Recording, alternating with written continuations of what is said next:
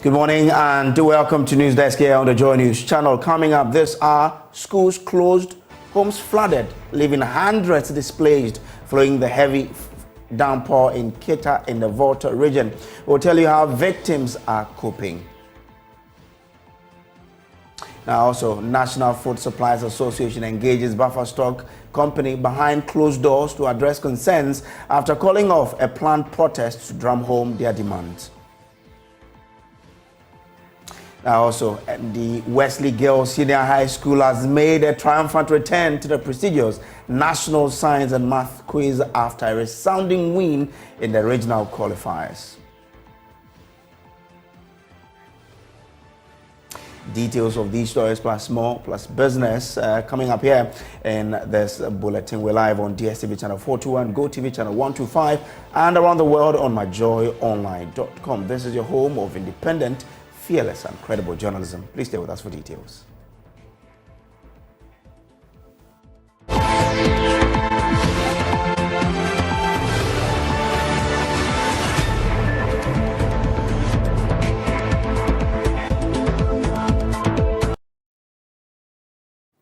Now, over 2,000 coastal dwellers in the Ketu South District of the Volta region have been displaced as a result of continuous downpour. This is according to the National Disaster Management Organization. Major schools including the Bishop Herman College, the Ketu Business School, the Business Senior High School, and the Ketu Senior High Business School have all been affected by the flood. Now, some residents have been displaced as well. The NADMO office in Ketu has since carried out an assessment of the situation on the ground and awaiting on the National Directorate for further action. Evans Wolanyo reports for Jubilee Radio and joins us with more. Evans, grateful for joining us. What more can you report? Well, good morning. In the Ketu here, like we experienced in the Volta at the southern belt here, on Saturday there was a heavy downpour that took about almost 4 hours, and many people were displaced. About 2,500 people were displaced. And yesterday, the MC here in the Ketu municipality, Mr. Emmanuel Gamaga, and other heads from the municipality visited these areas, especially people, the places which were more affected were some of the schools in the Ketu municipality, especially Kita Busco Senior High School. When you get there, you see that their school kitchen, the canteen, some of the school food, the place they play football and other games was flooded. And girls' dormitory, the road to the girls' dormitory, the whole place, the school compound, the assembly ground, everywhere is flooded. And when I spoke to Mr. Emmanuel Asiedu, the headmaster in charge of academic, he said that they need to do some kind of a footbridge for the students, a temporary one for students to, connect them to their dormitories. So that is the problem they are facing now. But Mr. Godlos Blabu, the NADMO director here in the Ketu municipality, after assessing all this happening, he said that they will be having their full assessment today, because there is a lot of places that they are supposed to get to this morning. And he also said that the regional boss, their regional boss was here yesterday, and they are still assessing what they can do for these people to get relief. And he also said that when you get to other places, after when you get to other places, apart from the schools, places like Ketu Copper and the Copper, those are the suburbs of Ketu where the places affected seriously. And what they are about to do now is to get some machines to drain the waters which are affecting people. So they are, doing some serious meetings this morning to get to the places and then drain the waters to see what will happen next. Okay, but has any casualty been recorded yet? Oh, no casualty. All right. So as we speak, What's the current situation? Has there been any improvement in the situation? As for improvement, we couldn't see any improvement because when we visited this school, Bishop Herman Basic School this morning, the school was totally closed down. We spoke with the headmistress there. She said that because of the situation, they have to close down the school, the basic school from KG to Form GSS 2. Because of exam, they allow the Form 3 students to, attend classes. So those schools along the belt here have been closed totally. For Tabusco, the situation is the same, and they are calling on the authorities to, get some situations under control, get the situation under control. And those in the town, they are also complaining a lot because the situation hasn't changed at all. Okay, grateful to you, Awalanyo there. Let's join Maxwell Lucado, who is the Ketu South DC, joining us live with more here. Grateful to you, sir, for joining us. How many communities have been affected in your district?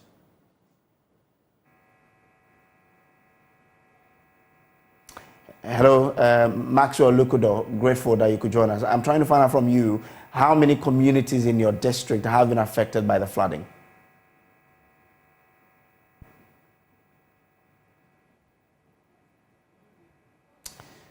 All right, Maxwell Lucado, if I still have you, I'm trying to find out from you, from the rounds that you've embarked on, how many communities can you say have been affected in your district?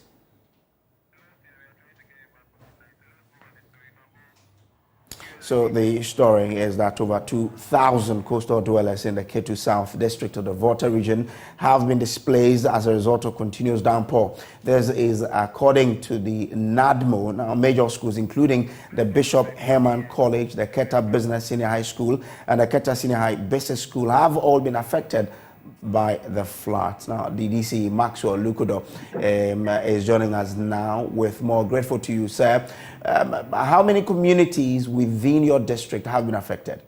Yes, as I was saying, the whole Krikor, most of the Krikor part and Agbozman. And when you go to Kista, they are seriously affected. Hello, can you hear me? Yeah, so we are trying to follow you. It looks like your voice is a bit down. If you can speak up a bit for me. Actually, I'm on my way from Aflau to Accra, but the network is so bad. Okay. But I can hear you. Okay, I can hear you too now, sir. Yeah. Yes. So you said which areas were badly affected? Most of the parts of Krikor and Agbozman and the Duta side. Okay. Is this a rare occurring, or it's something that usually does occur? This is the first time I've ever experienced such a thing. So once this is the first time, have we been able to identify what could be the triggers? Yes, actually we realized that the rain, this time the rain is falling almost every day. And most of the lagoon, if you've ever been to Ketu South before, the Agbozman, because it's surrounded by lagoon. So the lagoons are overflowing to the various dry parts of the land. And I experienced something yesterday when I went to one of the schools. I saw a bubbles in the water as if a pipe burst, but I realized that it was rather water coming from the ground.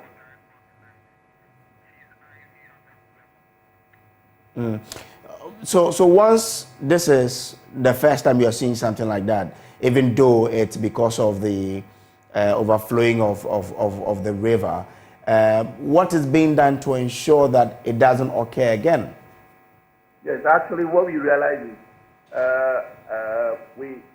we had to create a path for the water to flow to the main lagoon, which we started doing some of the temporary roads. So we realized that the water is now flowing to the main lagoon. Okay. So is that a permanent fix to this? No, unless the place is totally dry, we have identified some areas that we have to do a kind of dam that can contain the water. And apart from that, we have to do the dredging of the lagoon. Actually, the assembly, we have started that process. We went to see Water Resource Commission They almost done. They came to the area for 3 times to assess the area, and they asked us to see EPA, which we almost done with the EPA. We're about to do the rear dredging when the rain sets in. All right, so with what you've done, I mean, creating a path for water to flow into the lagoon, what are your experts telling you? How many days or hours will it take for the waters to recede? Definitely, it's going, but we don't know when the rain will fall again or stop. So unless we study how the rainfall pattern will be. Okay, all right. Grateful to you. Let me bring in the regional NADMO director for the Volta region, Ivy Wuga. Grateful to you for joining us, Ma. How many people have been affected, and what's the plan for relief? Yeah, good morning, Sam, and good morning to your viewers and listeners. Looking at it in Ketu South, we are looking at over 2,000 people that have been affected. And in Qatar, equally some institutions and the rest. I think we are looking at some quite huge numbers that I don't really have the figures. The operators have just finished the report and have sent it to the headquarters. They are now coming down to furnish me with the figures. So if they are now coming down, how are we ensuring that the people who have been affected are quite taken care of before the headquarters comes in? Yeah, yesterday I made a team to the scene myself. I visited some places in Ketu South, and other places, and then some institutions in the Qatar municipality as well. So for now, I think what we need is to help some people who have been displaced with some bedding, like mattresses and then some blankets, for them to be using while we look at the long-term solution to this problem. So is this something you've done or you are now about to do? Because some people were displaced as far as Saturday. Yes, yesterday the chief executive and then a team from the assembly were part of my team when we went round. So the assembly is also doing its best, and hopefully, that is why we have halted all interviews since morning, doing our best to get the report and put in a request. So we are hoping that today, whatever is needed to support the assembly, we can assume that before close of day.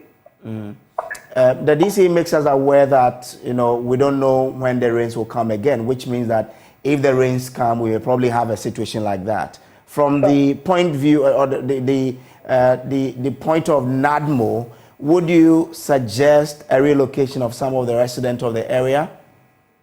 Yes, that would have been appropriate because this is not the first time it's happening.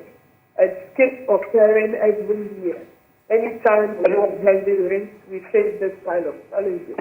But there still keeps coming from the people that their source of livelihood is by the river, the lagoon, the sea. So moving them, relocating them is becoming quite difficult. That would have been the best solution if we have to do the needful. A relocation would have been the solution, but it's difficult to be done. So, I mean, gradually, can we look at a gradual plan to relocate the people from the area if it's going to be, from your assessment, will it be a place difficult to be inhabited in the future? Looking at how long we've been dealing with this situation, I don't want to raise my hopes so high on achieving total relocation of the people. I don't want to give myself that hope because we are really facing those challenges on the ground. Thank you very much. I'm grateful to you. Ivy Ameoga is the regional NADMO director for the Volta region. Now, moving on to other stories, the National Food Suppliers Association has postponed its intended picketing of the buffer stock company this morning. The association had earlier indicated its intention to picket due to the government's failure to settle the over 2 years arrears owed its members. The group had issued a 14-day ultimatum to the National Food Buffer Stock Company demanding payment of the arrears or face a series of picketing. But the association says the picketing has been put on hold. In a statement released a short while ago, the association said, and quote from what they gave us from the graphic, it says, "I attended picketing at the premises of the National Food Buffer Stock Company on Tuesday, 13th of June, has been put on hold. This has become necessary due to the ongoing closed-door meetings with stakeholders to resolve the matter." It continues to say that we thank the media and the general public for their support and shared sentiment. Your true servant, Ketu South, he is spokesperson now. We're joined by the spokesperson for the National Food Suppliers Association, Ketu South, via Zoom. Now, grateful for you joining us. Now, one reason you've given for the postponement is that there is ongoing closed-door meetings with stakeholders to resolve the matter. What has Buffer Stock been telling you? Say good morning to you and your viewers. Yes, we had a call from the authorities yesterday, from Buffer Stock, from the Ministry of Education and that of the Office of the President. And so we were shown some steps being taken by these institutions to ensure that our money is paid. We couldn't finish up the meeting, and currently we are still at the meeting, but we have reached some understanding as to the way forward, and some assurances have been given. And this time round, it's more than assurances. We've seen some document authorizing Controller and Accountant General to effect the full payment to our members. And so we decided to put a hold on the picketing we intended to organize this morning. We've been given up. We've been given up to next week Friday, for the full payment to be made. Okay. Now, that's why we just put a hold on you had earlier said your members will not be moved any longer by empty promises by the government. You are telling us that they have assured you to pay by next week. How different is this new assurance from the previous ones that you were given in the past? The previous assurances were just words of promises. They were just what should I say, citations, I call them, because it was the same story being turned or being coined or being termed differently and then presented to us. But this time around, we have seen some actualization of those promises. We've seen documents, we've seen letters instructing or letters directing the Controller and Accountant General to give us the money. And so we have conferred with the Controller and Accountant General, and we think that this is more than just a mere promise. We just hope that it ends the way we all expect it, as per the promises given. We are not totally backing down, because we made them aware that this is not payment. But what we are seeing, what we're being told now, it's better upcoming than what we had before.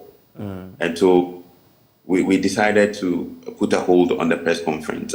You and I will agree that money from state coffers should attract some procedures. You cannot just put your money in a state coffers and withdraw state money. Okay. It has to be initiated. Instructions has to be given, and it has to go through some processes. And so with that understanding, we have decided to put on hold our press conference. This policy, we are not... But no, I'm trying to find out from you that if by next week your monies are not paid, what will be your action or your response to that? For now, we will have to get there. Then we'll see how we can cross that bridge. Okay, all right. I'm grateful to you for joining us here. Now, to other stories.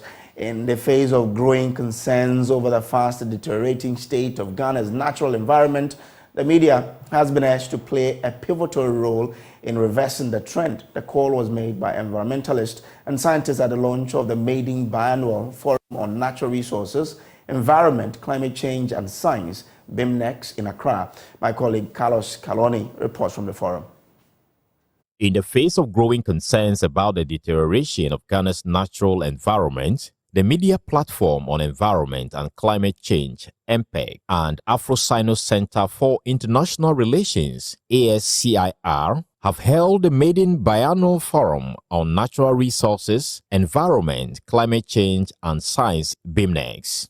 Speaking at the forum, Director of the Institute for Environment and Sanitation Studies at the University of Ghana, Professor Christopher Gordon, revealed that recent research has shown that Ghana's cocoa sector could collapse by year 2080 if the rate of environmental degradation continues. There's a statistic which has been quoted. This is coming back from 2000 from the NCAP study. This is the Netherlands Climate Adaptation Program.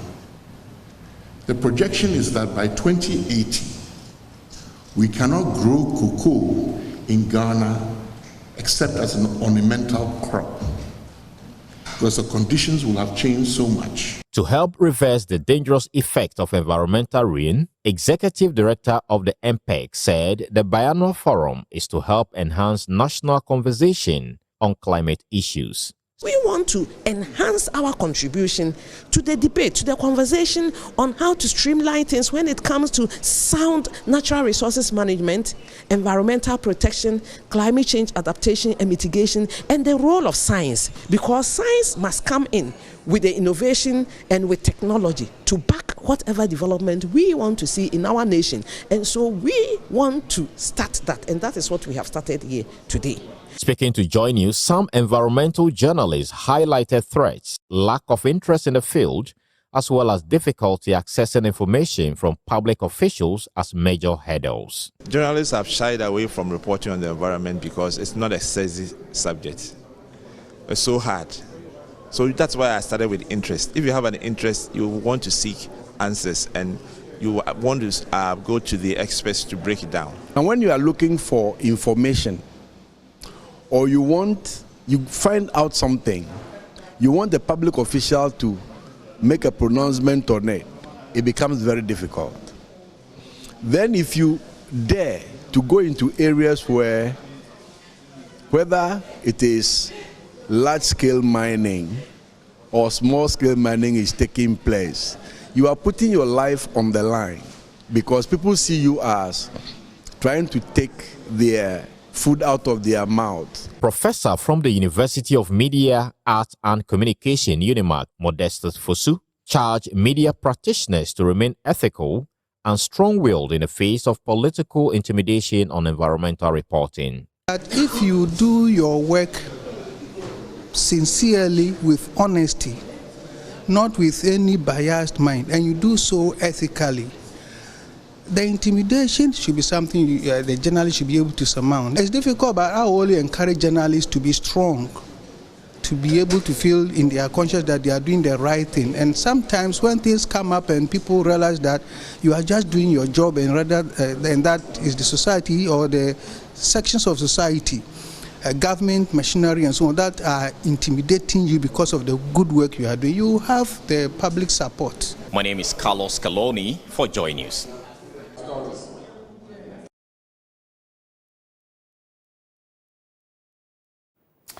Residents of Jakon, a suburb of Techiman in the Bono East region, are raising concerns over what they describe as feet dragging on the part of municipal authorities on the evacuation of a pile of refuse unattended to in the area. They are calling for its evacuation to avoid the outbreak of diseases. The residents say cholera and other communicable infections are imminent because of the insanitary conditions in the community, exposing the people to several health consequences. Correspondent Anas Sabet was in the community and has come through with this report. The Sustainable Development Goal 6 speaks about ensuring access to water and sanitation for all. It talks about the need for us to have a clean environment so the people will stay healthy. However, the people of Mampusla and a suburb of Techiman in the Bono East region are lamenting the negative effects of insanitary conditions within the community. For the umpteenth time, we are here to tell this same story. City authorities, the last time we came here, responded swiftly by evacuating the heap of refuse then. However, a few months later, we've gone back to the same spot where we were before. The refuse has been dumped here, abandoned by authorities, and this is the level we've got into. We've been speaking with some community people on how this is affecting them in terms of their health and sanitation. This refuse site is affecting us in diverse ways. The stench alone is worrying, so we'll be grateful if they come to our aid. How do you believe? For who the bola mimi. So what I say? Yes, I say Ghana and penny for Omehana Munya and one bola and Fira because we have Sahasia. We wish authorities would come to our aid because we have a worship center here and there are school children all over, and when it's about to rain, the wind blows polythene bags into our homes and the road also gets flooded, making it difficult for people to get access to their homes. These residents who are currently overwhelmed by the current situation say they do not know where to channel their grievances to after being neglected by city authorities. I say, Oka Asembia, what's a munkuba bia? Because I say, wouldn't penny bia, why not Okobona money? Won't you mean Bobia money? And some Mosumabi Hunu, Timo, Ena Musuntina Moso, I then a Ghana for you. We don't know where to channel our grievances. We are happy you are here because without you, we won't be able to reach the authorities because we are also humans and the situation is worrying. Because any penny be. So now we have crew, not boil away a half month for her. I think say, you're fine. There are clusters of schools around this refuse site, and the closest of these schools is Aswad Islamic Academy. Pupils of the school have been sharing with us how the abandoned refuse dump is affecting their academic activities. Basma Yusuf is a class 5 pupil of the school. It affects us every day because when the sun scorches on it and it will be blowing us and the smell too is unpleasant, so we can't, every day we suffer like that, so we need you to come and help us. Even though the World Health Organization has declared that the COVID-19 pandemic isn't a global health emergency anymore, pupils of this school, Aswad Islamic Academy, are being forced to still remain in their nose masks, not for COVID-19, but due to the stench that emanates from the refuse site that has been abandoned and positioned just behind the school. There are times school has to close because of the nature of the smell or odor that disrupts their studies almost on a daily basis. The refuse dump, it affects us a lot in our education. Sometimes when we are studying in class, we are busy learning. The smell, the refuse dump releases a bad smell which causes us to end the class. We move downstairs nearby the tree to get some fresh air. Unless we can't continue. Also, in terms of their health, final year pupils who are kept here as boarders are being affected heavily because the refuse site breeds mosquitoes, which eventually bring about malaria. And as I speak to you, some 3 pupils of this school are currently hospitalized because they've been diagnosed of malaria. Some of us are in the boarding house, and we can't even sleep at the night due to the mosquitoes. And mosquitoes too, when it bites you, you will contract malaria. Few weeks ago, 3 of our students have been admitted in the hospital, and even this morning one was complaining that she is sick and she is not able to come to school today. She is at the dormitory right now. Aside this, house flies are all over during lunchtime, and this is also bringing about another health threat, possibly cholera. These pupils are currently subjected to this, and they are calling on authorities to come to their aid to save their education and then their health. We don't feel comfortable when we are eating. And even a few months ago, we stopped eating the canteen due to the house flies. And even at this time, when we are about to eat the lunch, house flies are on the food, so we can't even eat the food. Basma Yusuf, however, has a passionate appeal to government and city authorities. I want to tell government that please, we beg them, they should come and push this rubbish for us. We are suffering every day when we come to school. Every day when I come to school, one problem I think is that when I come to school, this refuse them, I am afraid to fall sick again. So I wish government to come and push the rubbish down so we will get our freedom. So we'll be free from not falling sick anymore. That's all I wish from government. Thank you. Until something urgent is being done about this precarious situation, this abandoned refuse site will continue to pose as a threat to public health to the people living here and the thousands of school-going children schooling around. Anna Sabit, Joy News, Tichiman.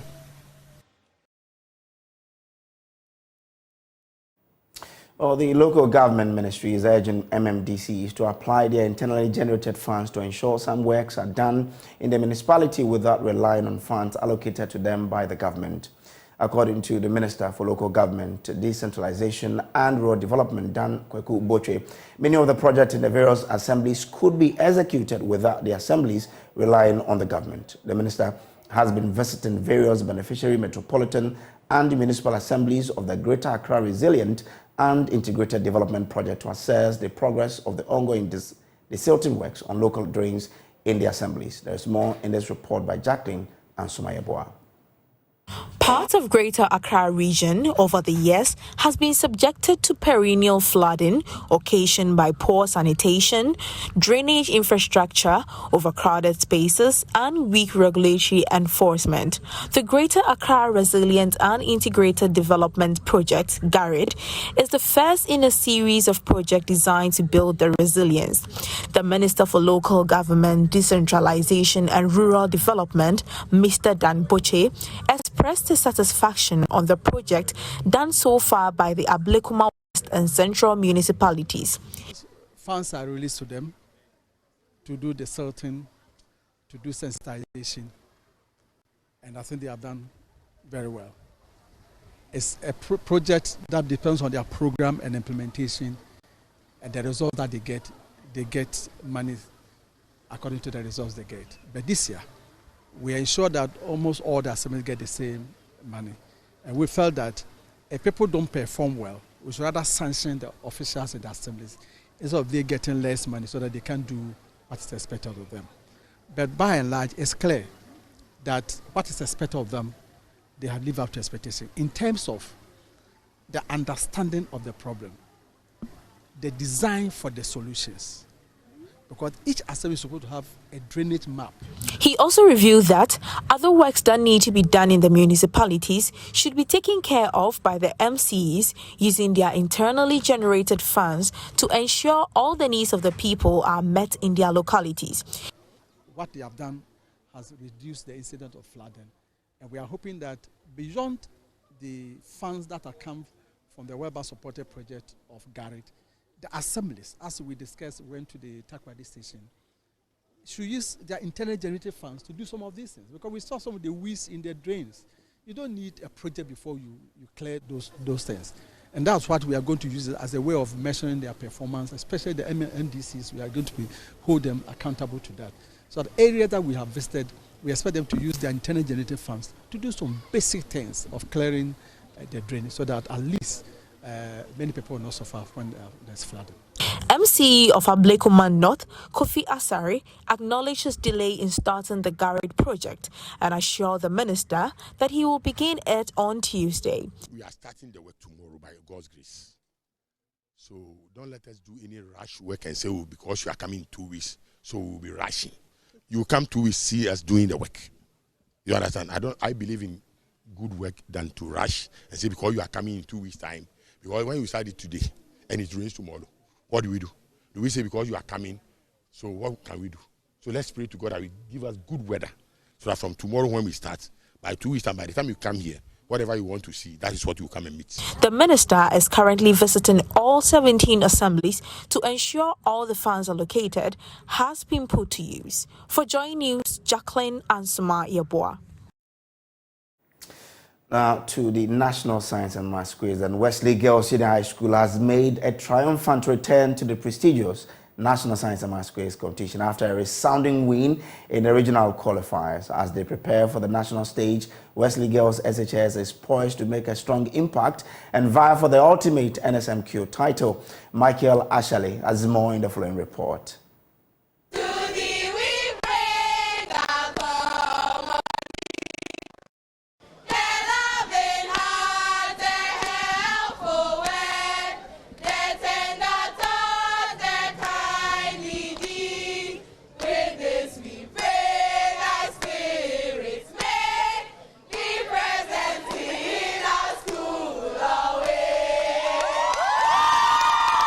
Yes, some noise from Wesley Girls, and they are making it again to the nationals. Last year, it was difficult for them, I say, when they were kicked out of the national contest. In 2022, they suffered defeat at the hands of Mauli Senior High School.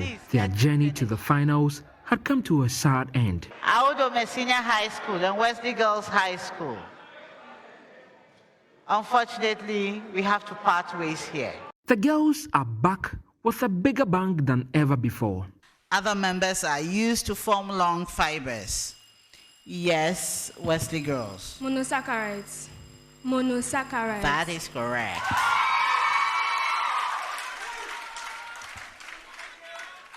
Particles responsible for most of the mass of an atom. Yes, Wesley Girls. Neutron. Neutron is correct.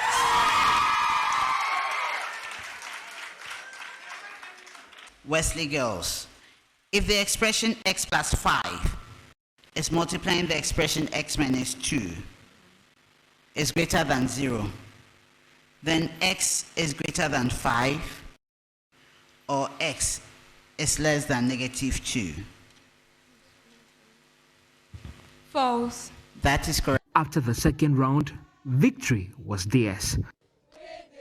At the battle of wits and knowledge, Wesley Girls stands tall. Wesley Girls High School, congratulations.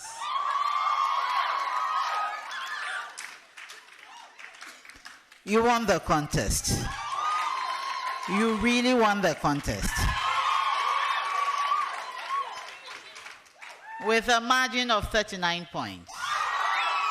You won the contest with 62 points.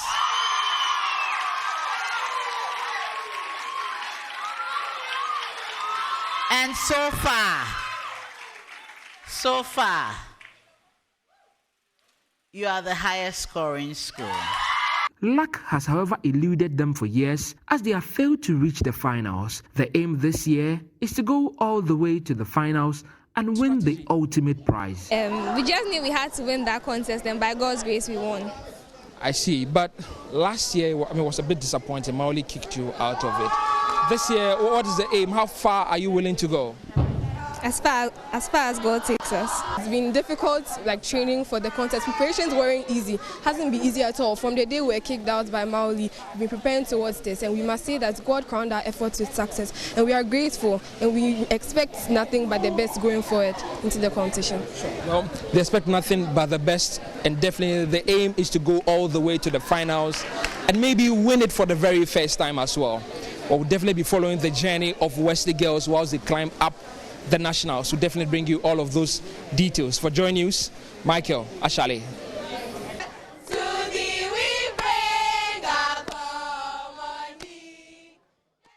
And against all odds, Obriya Boy SHS makes history as they qualify to the nationals for the first time.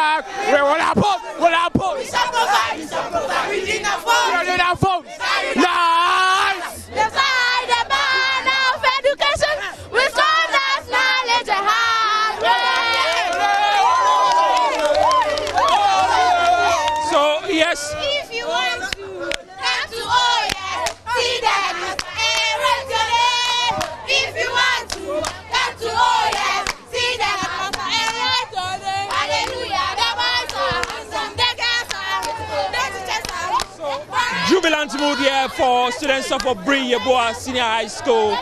They are qualifying to the national stage for the very first time.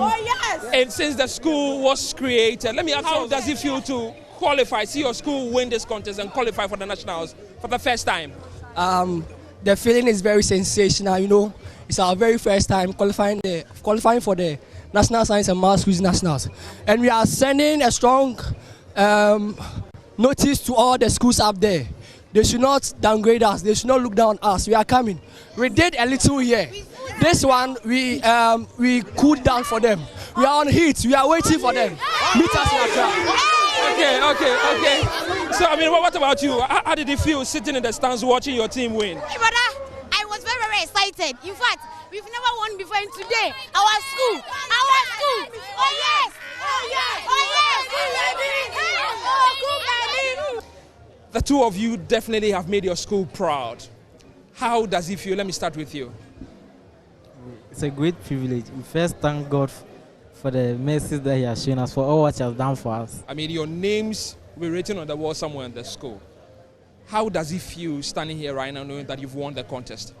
Okay, so this is what we have been praying for over years. So the Lord has done it finally for us, and we are grateful unto the Lord for seeing us through.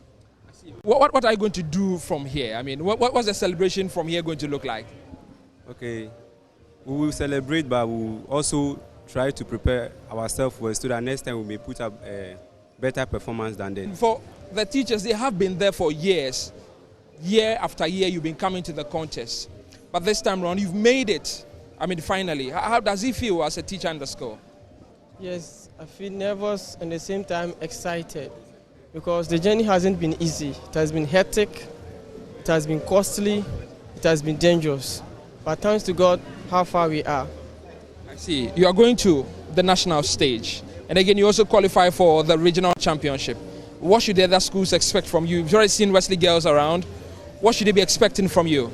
Well, if you read Matthew chapter 11, verse 12, the Bible says that since the time of John the Baptist, the kingdom suffers violence, and the violent takes it by force. We are going to work hard, and we expect something good. I see. Thank you very much. Yeah, so, teachers and students of Obri Yeboah Senior High School making it for the very first time to the national stage, and they promise nothing but the best when they get there.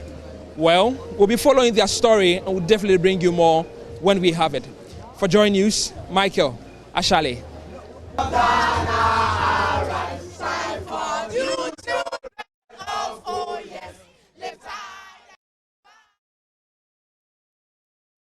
Still staying with NSMQ, leaving their competitors trailing in a cloud of dust. Boaponsem SHS claims the first coveted slot with a resounding victory, boasting an impressive margin that showcased their unwavering determination. As they celebrate their triumph, their sights are now set on the nationals, where they aim to continue their remarkable journey towards academic glory. Now, some of the students spoke to my colleague Michael Ashale after the contest. You see, Boaponsem Senior High School is not a small school as people think. It's been a very long time that we started breaking chains and making records. And so I'm quite sure that today too, history will repeat itself. We are going to win the contest. And you know the main reason why I am saying that we are going to win this contest? You see, last night I had a dream. I found my boys and I in Africa, specifically CNC Auditorium. And our goal was very simple. That was of beating several schools before claiming us the regional champions. For this fight, we all know that we've wrestled with alligators, we've tussled with the whales, we've done handcuffed lightnings and put tenders in jail. For this fight, I am quite sure here and there, everything that we are going to do here will be perfect, and I am quite sure that we are going to win the contest. We the children of Madam was imbued with vast words of wisdom. All great men and heroes every butterfly, our goals will never miss. Perseverance to take courage, 45% in our goals. Perseverance to take courage, no movement is a move to a move. Perseverance to take courage. 45 was propelling us to our goals. Perseverance to take our race, no movement, use a move to Abu. Or therefore,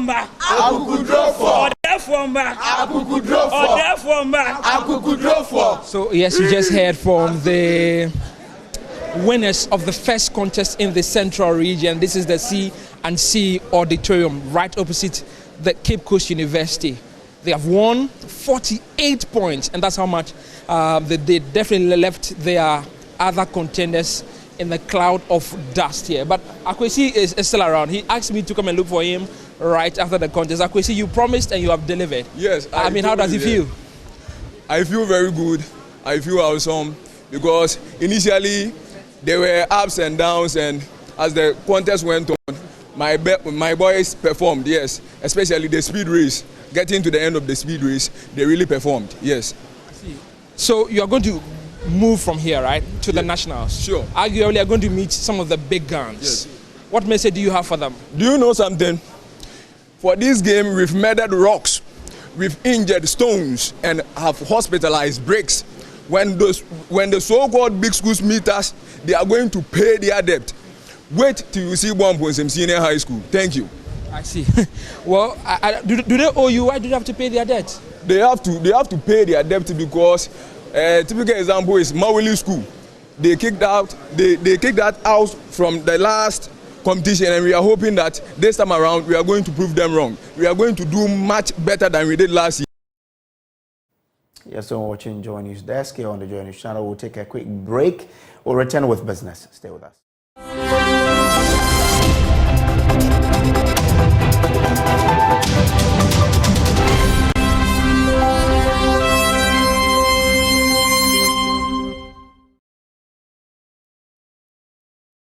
Hello, welcome to Business. My name is Darryl Kwao. The Minister of Food and Agriculture, Dr. Brian Echampong, is promising to reform the agri sector. Dr. Echampong spoke at the presentation of the monetary award of 1 million cedis to the 2022 National Best Farmer by the Agricultural Development Bank. Agric Minister Dr. Brian Echampong says his administration is working assiduously to ensure food security while partnering with the private sector. He disclosed that the ministry is creating a pathway to harnessing the full potential of the agric sector. As a ministry, we are shifting focus to an effective pathway towards harnessing the potential of agriculture in this country. We mean business when it comes to food security.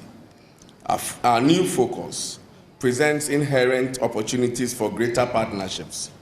Sooner than later, we will be engaging the ADB to explore possible areas of cooperation to catalyze the transformation process of the agricultural sector. Something very, very big is coming. Something big that guarantees our food security is coming. The major sponsor of the National Farmers' Day celebration, Agricultural Development Bank, fulfilled its commitment by officially presenting 1 million cedis to the 2022 National Best Farmer. Here's Managing Director of ADB PLC, Alhassan Yakubu Tali. We are here today to officially present the ultimate prize of 1 million Ghana cedis to Nana Yao Sarpong Siribour as part of our long-standing commitment to the annual National Farmers' Day celebrations. This follows the submission of a certified sponsorship disbursement proposal by the award winner through the Ministry of Food and Agriculture to the bank. In his proposal, the best farmer indicated to invest the amount of 1 million Ghana cedis in the construction of the Siribour Agri-Tech Training Institute, a training center to train the youth in agriculture, especially in technology transfer. The award would complement his personal investment in the project. 2022 National Best Farmer, Nana Yao Siribour, pledged to use the award judiciously. The award prize, Honorable Minister, would greatly facilitate the various projects and initiatives which have already started and will greatly enhance youth and women participation in agriculture and ultimately inure to the benefits of agriculture in Ghana. National Farmers' Day is celebrated on the first Friday of December every year. Now, the Minister of Environment, Science and Technology and Innovation has underscored the importance of putting women central in energy transition issues for the eradication of poverty. According to Kwekwe, challenges associated with women empowerment can be overcome by exploiting energy opportunities. He shared the views at the 23rd Gender Summit organized by AIMS Ghana and Porsche Limited UK. Nanaya Ojima has more in the following report. It is established that women are more likely to fall into energy poverty since they are the main users and producers of household energy. The 4th Gender Summit Africa explored Africa's energy transition and the Green New Deal with gender in focus. The high-level ministerial panel comprised policymakers in Africa and other parts of the world. Ghana's Environment Minister, Ketu South explained the role women play in the country's strategies in the area. But the most opportune time is for we to integrate this energy transition issues, to use it as a pivot to address women issues. Because if you take poverty, for example, a lot of it can even be, especially in Africa, can be traced to energy issues. A lot of, you use the term man hours, I say women hours, as spent in gathering energy, so to speak, for domestic use. About 30.5 million hours is expected to be saved with the introduction of cleaner fuel in Ghana. By the National Energy Transition Framework, Ghana is aiming at decarbonizing the energy sector by 2070. And that's it for business. The news continues after the break.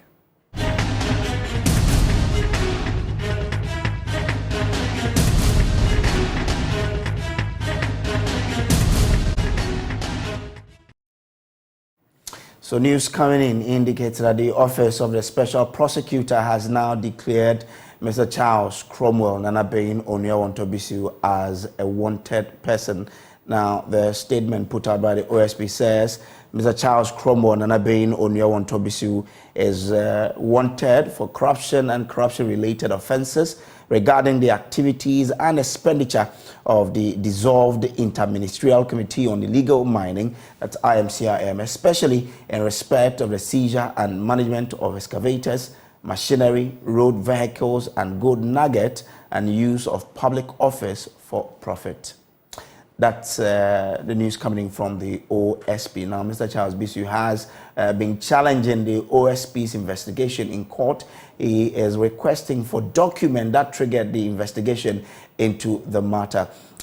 His counsel has been arguing that that particular document that began this whole, or that triggered the investigation, was written and signed by Mr. Kisi Ejaben when he was lawyer for Anas Armiao Anas, and therefore until they get that document to really understand or to fulfill that indeed it was him that signed the document, he will not be able to tender himself in. Yesterday, his lawyers issued writ to challenge the arrest warrant that was issued by the OSP for his arrest. This matter is still pending in the law court, and we're keeping tabs on this particular development. We'll bring you any further development in our subsequent bulletins. And now that's how we wrap up the bulletin. There's more news on myjoyonline.com. Thanks for your company. We'll meet again at 12 midday.